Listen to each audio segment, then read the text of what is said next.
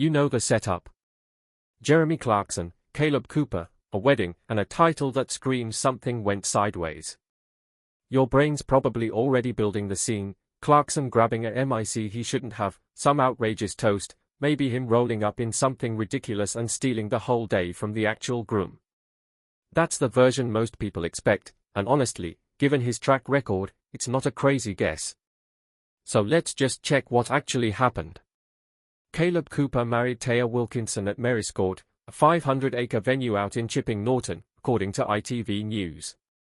They've been together about 10 years, engaged since Christmas Day 2022, and they've already got 3 kids together: Oscar, Willa, and baby Ashton, who's not even 1 yet. Kaleb posted the announcement himself, a photo in front of a tractor, captioned "Such an amazing day yesterday celebrating our wedding. We both had the most amazing day. Mr. and Mrs. Cooper." Sweet, normal, exactly what you'd expect from someone who built half his brand on being a farmer with a soft spot for his family. And Clarkson? He showed up. With Lisa Hogan. That's confirmed by multiple outlets, nothing scandalous there on its own. Here's where it starts tilting toward what you're picturing, though. Clarkson's brewery, Hawkstone, supplied the drinks, described as basically unlimited, according to GB News. Kaleb told the Daily Mail, "It's just literally Hawkstone on tap. You can imagine the kegs, and instead of filling up your glass, you can just sit underneath the keg if you want."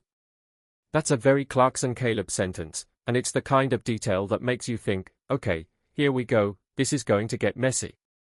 Add in that Kaleb arrived at his own wedding in a £250,000 McLaren with his 5-year-old son riding shotgun, that's from The Sun, via The Independent, and you've got a wedding that already sounds like a stunt on the show rather than a private family day. So if you came in expecting chaos, the ingredients are all technically there. Unlimited beer. A supercar entrance. Clarkson in the building. But here's the thing that actually stopped me while going through this. Buried in the same coverage, not as the headline, almost as a footnote, is that Clarkson revealed on the newest series of Clarkson's Farm that he'd been diagnosed with prostate cancer. Described as aggressive, caught early, and has since gone into remission, per ITV News. On the show he says it flat out, "I've got cancer," and later talks about not knowing if treatment worked until November, when 10 of it's dead, the 10 where the cancer is. One outlet puts the diagnosis at around May 2025, based on when those scenes were filmed. And that recontextualizes the whole wedding for me, if I'm honest. You've got a guy who was filming a cancer diagnosis into his farming show within the last year or so, and now he's standing at his young co-star's wedding, supplying the beer, being present.